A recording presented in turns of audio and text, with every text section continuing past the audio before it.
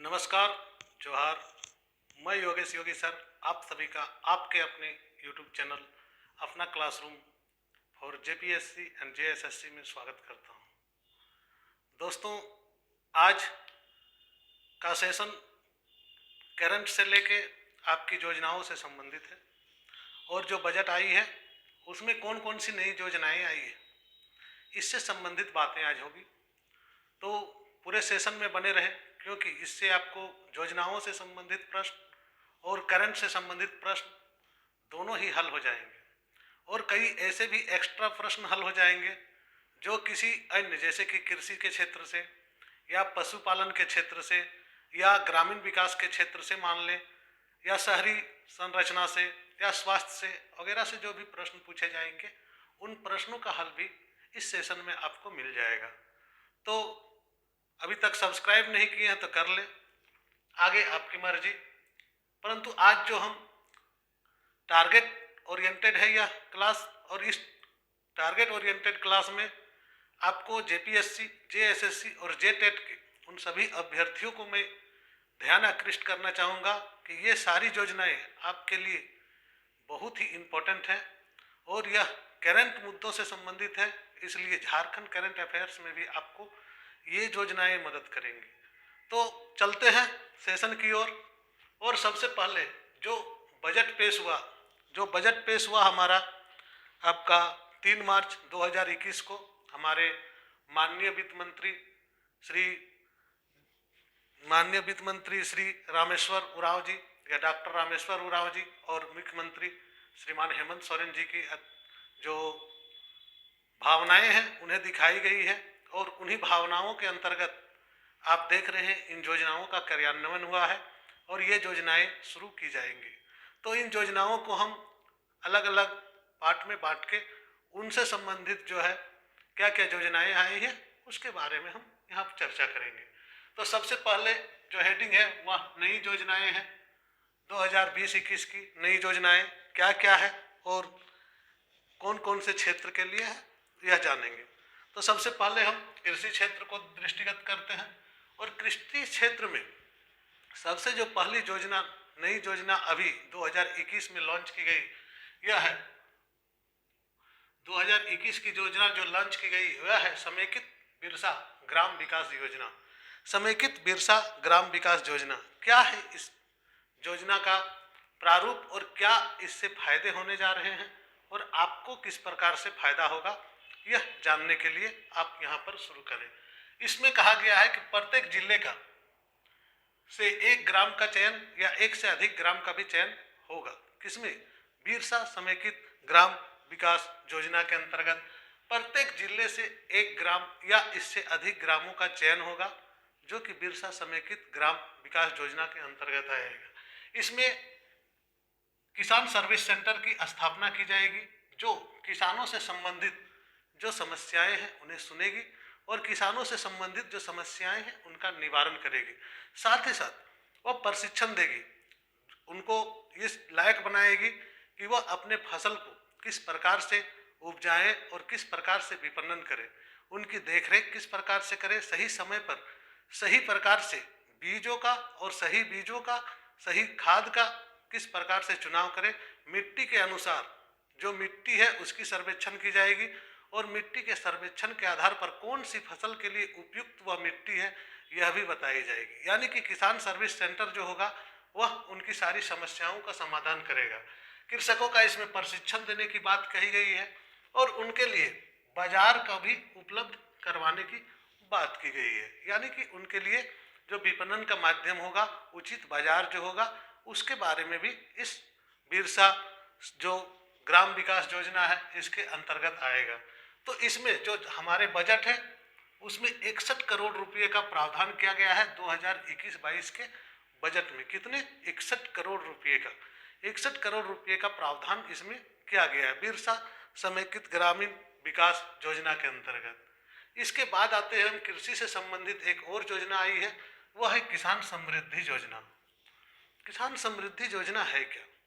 किसान समृद्धि योजना का अंतर्गत प्रत्येक जिला में जो है, प्रत्येक जिला में 1 ग्राम का चयन होगा और जो प्रखंड वाइज यह चयन होगा, यानी कि सभी प्रखंडों में किसानों को एक चयन के आधार पर उन्हें सिंचाई के लिए उचित व्यवस्था प्रदान करने के उद्देश्य से इस योजना को चलाई गई है। इस योजना के तहत सिंचाई की सुविधा देना मुख्य लक्ष्य है। सिंचाई का सुविधा सभी को देना मुख्य लक्ष्य है। और सिंचाई की सुविधा कहने का मतलब है उसके लिए सोलर आधारित मशीनों के द्वारा डीप बोरिंग से पानी उठाई जाएगी और यह सार्वजनिक तौर पर जो भी खेती करते हैं उस क्षेत्र में उन सभी को पानी की सुविधा कराई जाएगी। इसके लिए बजट में जो प्रावधान है वह है 45 करोड़ 83 लाख रुपए का, जो 2021-22 के बजट में प्रावधान किए गए हैं। कृषि के क्षेत्र में एक और नई योजना है जो कि 2021-22 के बजट में है और यह एकदम नई है, इसे भी जानें। यह है शहरी क्षेत्रों में उद्यानिकी फसलों की खेती। अब यहाँ पर समझेंगे उद्यानिकी क्या होता है। उद्यानिकी फसलें मतलब क्या होता है? तो उद्यानिकी फसलें मतलब होती है ऐसी फसलें जो शीघ्र से नष्ट हो जाती है, यानी कि कहने की मतलब है फल और सब्जियां ये उद्यानिकी फसलों में आती है। फल और सब्जियां, क्योंकि यह समय पर अगर इसका यूज नहीं किया गया या इसे उचित वातावरण पे नहीं रखा गया तो यह क्या होगी, स्वतः नष्ट हो जाएगी। तो इन सब्जियों को और फलों के लिए जो है खेती करने के लिए, यानी कि शहरी क्षेत्रों में उद्यानिकी फसलों की खेती किस प्रकार से हो और कैसे किया जाए, इसके लिए गृह वाटिका क्या है, गृह वाटिका का कंसेप्ट लाया गया है जो कि बहुत ही सराहनीय है दोस्तों। गृह वाटिका मतलब कहने का मतलब है कि शहर के बीच में जो भी जगह छोड़े गए हैं उन जगहों में ऐसे गृह वाटिका का निर्माण किया जाएगा। और गृह वाटिका का निर्माण करने से क्या होगा कि वहाँ का जो लोकल लोग हैं उन्हें वहीं से सब्जियां और फल, ताजे फल मिल जाएंगे। और इससे दो फायदे होंगे, प्रदूषण से भी राहत मिलेगा, क्योंकि हरियाली बढ़ेगी तो प्रदूषण से राहत मिलना स्वाभाविक है। वाटिका के लिए जो झारखंड सरकार है उन्होंने इसके लिए 2 करोड़ का प्रावधान रखा है। 2 करोड़ रुपए का इसमें प्रावधान किया गया है इस 2021-22 के बजट में। इसके लिए कहा गया है कि इससे भोजन की पौष्टिकता, जो शहरी क्षेत्रों में पौष्टिक भोजन के अभाव होता है, वह पौष्टिकता को पूरा करने के लिए इन वाटिकाओं से जो ताजी फल और ताजे सब्जियां उपजेंगे उन्हें ही उन बाजारों में व्यापार किया जाएगा और उससे जो संबंधित है लोग वहाँ के आसपास के उन्हें लाभ मिलेगा, प्रदूषण से भी निजात मिलेगा और खास हरियाली भी वहाँ पर बनी रहेगी। इसके बाद है पोस्ट हार्वेस्ट एवं प्रिजर्वेशन की संरचना। पोस्ट हार्वेस्ट प्रिजर्वेशन की जो संरचना है यह बहुत ही कंसेप्चुअल है दोस्तों और बहुत ही बढ़िया है, क्योंकि यह इसी के कमी की वजह से जो हमारे यहाँ देखते हैं किसान को जो उपज होती है उसे बर्बाद करनी पड़ जाती है या उसे नष्ट करनी पड़ती है, क्योंकि उन्हें रखने का और उचित रखरखाव का अभाव होता है। इसके लिए झारखंड सरकार ने 2021-22 के बजट में 24 शीतगृह मतलब कोल्ड स्टोरेज, 24 शीतगृह और लघु शीतगृह का निर्माण का प्रावधान रखा है, यानी कि बड़े कोल्ड स्टोरेज और छोटे कोल्ड स्टोरेज जहां जैसी संभावनाएं हो वहां उस प्रकार के कोल्ड स्टोरेज बनाने की बात यहां पर की गई है। इसके लिए झारखंड सरकार ने 2021-22 के बजट में 31 करोड़ रुपये का प्रावधान किया गया है और 31 करोड़ से इन शीतगृहों का निर्माण किया जाएगा और 24 जिलों में इन शीतगृहों का निर्माण किया जाएगा। यानी कि कहने का मतलब है झारखंड के लगभग सभी जिलों में किसी न किसी रूप से एक कोल्ड स्टोरेज होगा, जो बड़ा कोल्ड स्टोरेज होगा, और छोटे छोटे लघु शीतगृह का भी निर्माण करवाया जाएगा जो पंचायत स्तर पर भी होगा। तो यहाँ पर जानना है कि पोस्ट हार्वेस्ट एंड प्रिजर्वेशन क्या है। तो पोस्ट हार्वेस्ट एंड प्रिजर्वेशन उन फसलों के लिए किया जाना जरूरी है जो फसलें बागवानी फसलें होती है, यानी कि जो उद्यानिकी फसलें होती है, यानी कि फल सब्जियां और जो शीघ्र नष्ट होने वाली फसलें होती है उन फसलों के बारे में यहाँ बात की गई है। इसके बाद है आपका 5वां, कृषि से क्षेत्र से 5 महत्वपूर्ण योजनाएं इस बार लॉन्च हुई है जो कि झारखंड राज्य फसल राहत योजना है। यह देखिए, इसे कहने का मतलब है झारखंड राज्य फसल राहत योजना क्या है, तो यह जो प्रधानमंत्री फसल बीमा योजना था उसी का ही एक रूप है। यानी कि प्रधानमंत्री फसल बीमा योजना के तहत ऐसा मानना है झारखंड सरकार का कि प्रधानमंत्री फसल बीमा जो योजना था उसका फायदा झारखंड को नहीं मिला। तो जहाँ भी सरकारें अलग होती है, केंद्र से अलग होती है, वहाँ इस प्रकार की बातें सुनने को मिलती है। इसमें कोई बहुत बड़ा अतिशयोक्ति नहीं है और यह कोई बहुत बड़ा गलत बात भी नहीं है। अपने यहाँ आप योजनाएं लाए, जो भी योजनाएं लाए, इनका कहना है कि प्रधानमंत्री फसल बीमा योजना का जो प्रदर्शन रहा है वो संतोषजनक नहीं रहा। प्रधानमंत्री फसल बीमा योजना का जो प्रदर्शन रहा है वह संतोषजनक नहीं रहा है, जिसके कारण झारखंड के जो किसान भाई हैं उनके लिए एक योजना चलाई जाएगी, जिस योजना का नाम है आपका झारखंड राज्य फसल राहत योजना। इसके अंतर्गत क्या है, कहना है कि प्रति आदमी को जो क्षति होता है, अगर किसान को किसी प्रकार की क्षति हुई है तो उसकी आकलन, प्रति किसान का आकलन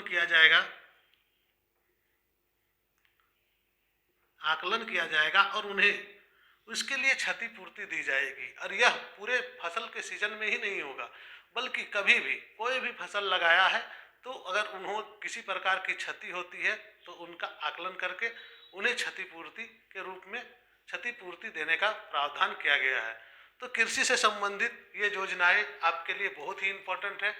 आप जानें कि कृषि से संबंधित जो योजनाएं आई है, यह योजनाएं किसी किताब में नहीं दी हुई है और इन योजनाओं को आपको जानना आवश्यक है, करंट के लिए भी और आपकी योजनाओं से संबंधित जो प्रश्न आते हैं वहाँ पर भी।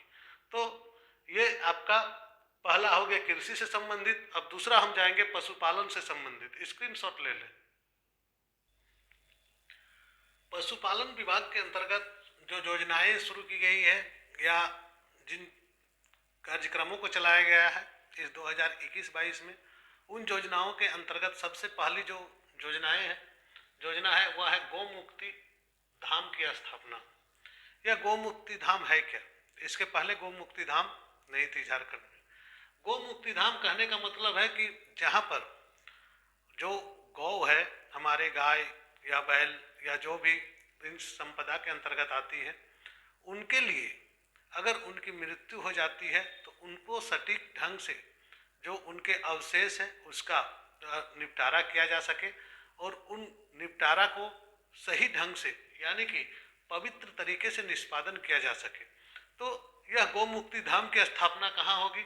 तो प्रत्येक प्रमंडल में एक एक गौमुक्ति धाम की स्थापना की जाएगी। इस बजट में 2021-22 के बजट में यह प्रावधान किया गया है कि झारखंड के प्रत्येक प्रमंडल में एक गौमुक्ति धाम की स्थापना की जाएगी, जो मृत्यु प्राप्त गौ के शरीर का पवित्र ढंग से निष्पादन करने की व्यवस्था हो सके उसमें, और यहाँ वहाँ वह नहीं फैले। इसके पीछे भी बहुत बड़ा वैज्ञानिक कारण है दोस्तों, क्योंकि ये जो प्रदूषण का एक बहुत बड़ा ये जो होता है, जानवरों का जो असंगठित ढंग से निष्पादन होता है वह भी है।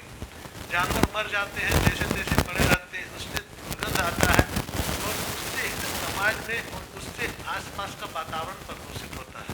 तो इस गौमुक्ति धाम का जो व्यवस्था किया जा रहा है, यह झारखंड सरकार में सराहनीय कदम है और प्रत्येक प्रमंडल में एक नहीं, इसे तो प्रत्येक पंचायत में एक करने की योजना बने तो कोई दिक्कत नहीं है। इसके पश्चात कृषि क्षेत्र में आता है आपका जोड़ा बेल वितरण योजना।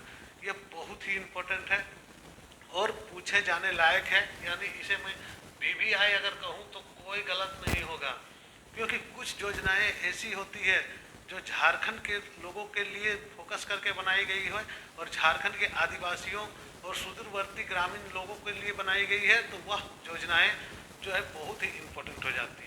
तो इस योजना का इम्पोर्टेंस इसी बात से है कि जोड़ा बेल वितरण योजना, यह क्या है कि जो गोपालक है यानी कि गौ को जो पालन करते हैं वे लोग क्या करते हैं, जब बछड़ा होता है तो जो नर बछड़ा होता है उसे पालन पोषण नहीं करते हैं। हमने भी देखा है, आपने भी देखा होगा कि नर बछड़ाओं पर उतना फोकस नहीं होता उनका, और उन नर बछड़ाओं को क्या करता है, छोड़ दिया जाता है जैसे तैसे और वे मर जाते हैं। तो यह सरकार की जो योजना है जोड़ा बेल योजना, तो जोड़ा बेल योजना से क्या की जाएगी कि उन गोपालकों से उन जो बछड़े को, जो नर बछड़ा है, उन्हें प्राप्त किया जाएगा और उन्हें अच्छी तरह से खिलाया पिलाया जाएगा। जब वो बेल के लायक हो जाएंगे, यानी कि जब वो बड़ा हो जाएगा, तो उन्हें आदिवासी जनजाति है या ग्रामीण है, जो पिछड़े हैं, जो सुदूरवर्ती क्षेत्रों में खेती करके अपना जीविकोपार्जन करते हैं और उनके पास इतने संसाधन नहीं होते कि वह बैल खरीद सके, तो उन लोगों को यह बैल के रूप में वितरण किया जाएगा। तो जोड़ा बैल वितरण योजना जो है यह बहुत ही इम्पोर्टेंट है। और इसके बाद जो पशुपालन क्षेत्र में है, एक है चूजा प्रजनन केंद्र की स्थापना की जाएगी। यह 2 जगह में, बोरिया कर्मा और खूंटी जिले में 2 जगह में इसका जो है स्थापना की जाएगी। इसका क्या फायदा है कि जो मुर्गी पालक है, जो हमारे स्थानीय मुर्गी पालक है, उन्हें स्थानीय स्तर पर ही चूजा मिल जाएगा, जो कि कम लागत में होगा और इससे प्रॉफिट ज़्यादा होगी। और इससे प्रॉफिट ज़्यादा होगी तो सरकार को राजस्व भी मिलेगा।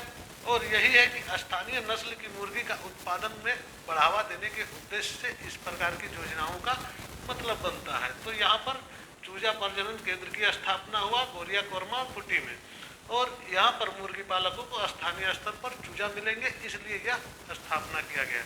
इसके पश्चात आता है दोस्तों मोस्ट इम्पोर्टेंट जो कि है ग्रामीण विकास विभाग। और ग्रामीण विकास विभाग के अंतर्गत बहुत सारे योजनाएं पहले से भी चल रही है और अभी भी नई योजनाएं लॉन्च हो रही है। तो यहाँ पर आपको जो समझना है ग्रामीण विकास विभाग के अंतर्गत, कि ग्रामीण विकास विभाग के अंतर्गत जो नई योजनाएं, क्योंकि आज का सेशन पूरे नई योजनाओं से संबंधित है और सभी नई योजनाओं के बारे में बात करूंगा जो आपने किसी किताब में नहीं पढ़ा है।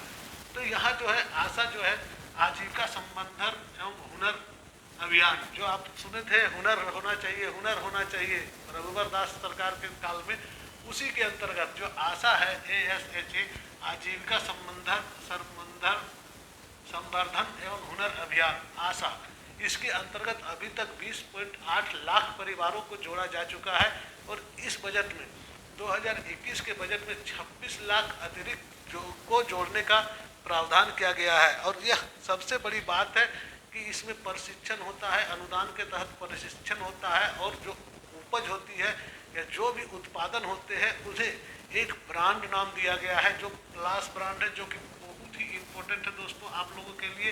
प्लास ब्रांड के नाम से उसका विपणन किया जाता है और इसे नई पहचान देकर झारखंड सरकार ने 2 लाख महिलाओं को और जो किसान है या जो उत्पादक वर्ग है उन्हें इससे फायदा पहुंचाने की कोशिश की है। और यह प्लास ब्रांड आपके लिए बहुत ही इम्पोर्टेंट है।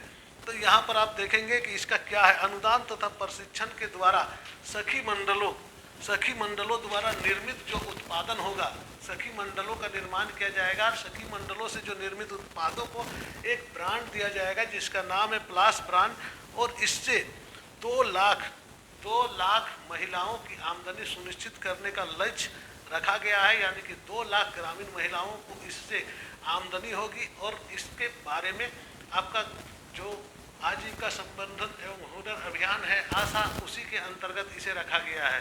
प्लास ब्रांड को याद रखेंगे, प्लास ब्रांड के तहत यह होगा और सखी मंडलों के द्वारा इसका निर्माण होगा। एक परियोजना आई है जिसका नाम है जोहार परियोजना। दोस्तों जोहार परियोजना में अभी तक जो है उत्पादक समूह का निर्माण हो चुका है कितना, 3,931 जो है उत्पादक समूहों का निर्माण हो चुका है।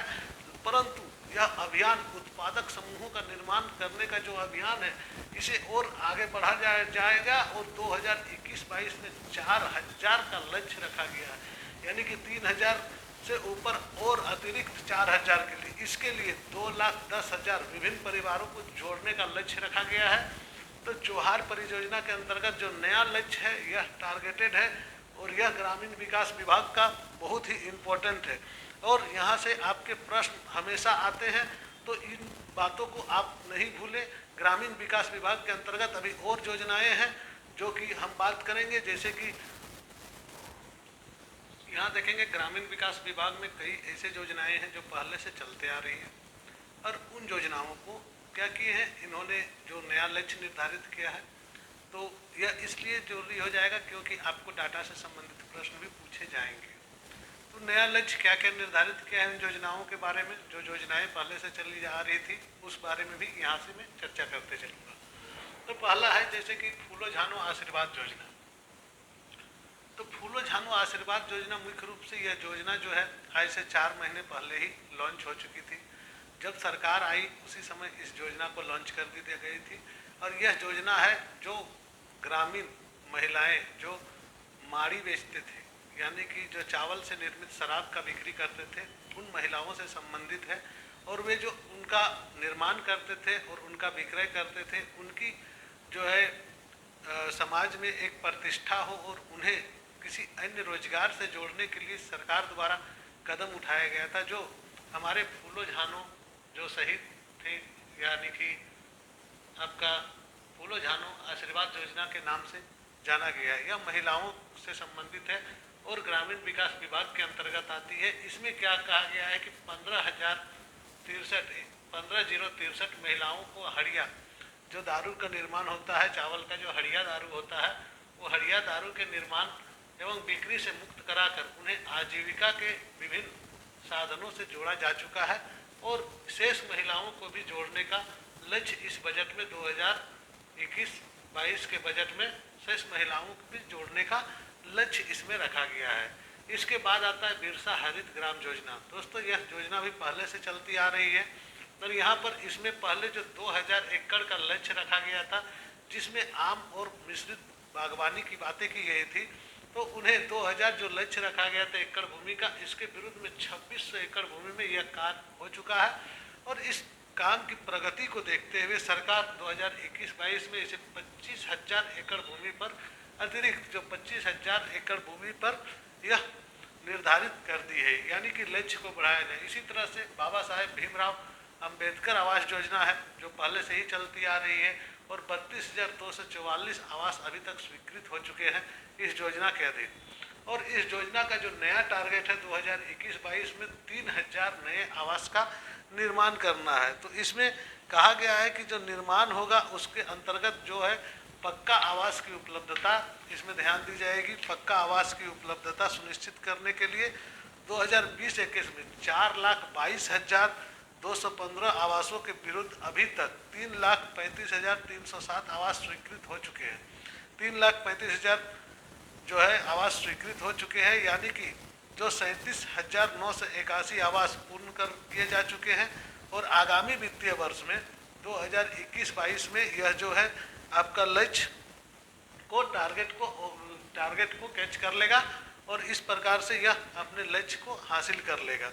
और ग्रामीण क्षेत्र में जो प्रधानमंत्री ग्राम सड़क योजना है, जो ग्रामीण क्षेत्र में प्रधानमंत्री ग्राम सड़क योजना है, उस योजनाओं को भी मिलाकर जो सभी योजनाएं हैं इससे संबंधित होगा। और इन आवासों को उस योजना से यानी कि उन गांवों से भी जोड़ा जा सकता है। इस प्रकार से यह 15वें वित्त आयोग में जो ग्रामीण विकास विभाग का बाबा साहेब भीमराव अंबेडकर आवास योजना है, इसका जो मेन टारगेट है कि 2021-22 में 3,000 नए आवासों का सृजन करना इसमें है। इसमें सबसे इम्पोर्टेंट है दोस्तों फूलो झानो अभियान, आशीर्वाद अभियान। जो फूलो झानो आशीर्वाद अभियान मैं डिटेल में भी पढ़ाऊँगा। अभी नया सिर्फ टारगेट ओरिएंटेड है कि नए जो बजट में आए हैं इसमें क्या प्रावधान है। तो इसके बाद आता है ग्रामीण विकास विभाग में राष्ट्रीय ग्राम स्वराज अभियान। यह जो राष्ट्रीय ग्राम स्वराज अभियान है, इसके उद्देश्य को पूर्ण करने के लिए इसे 3 भागों में बांटा गया है। पहला भाग है क्षमता वर्धन एवं सृजन।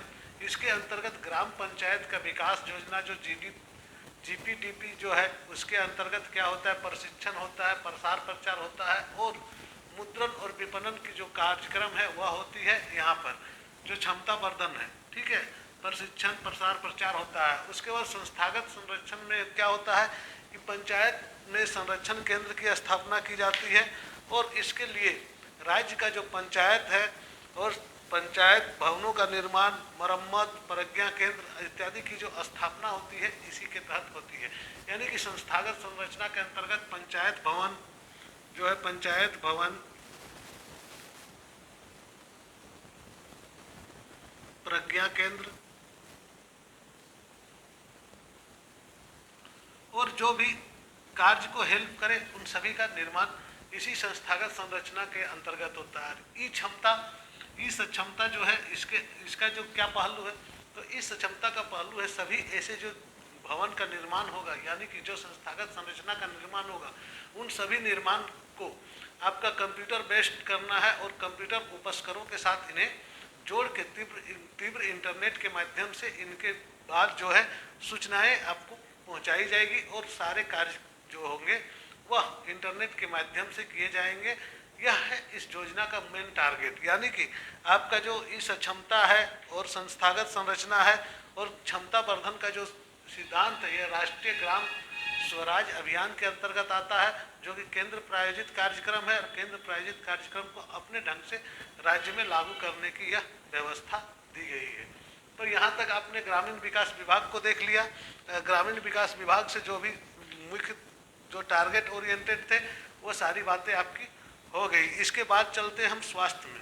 तो स्वास्थ्य विभाग में बहुत ज़्यादा कुछ नहीं हुआ है इस बार के बजट में। सिर्फ यह बताया गया कि जो प्रधानमंत्री आयुष्मान भारत योजना था उसे जो प्रधानमंत्री जन आरोग्य योजना जो है या आयुष्मान भारत जिसे बोलते हैं, तो प्रधानमंत्री जन आरोग्य योजना का नाम को चेंज करके यहाँ पर झारखंड में क्या कर दिया गया है, इसका नाम चेंज करके इसका नाम किया गया है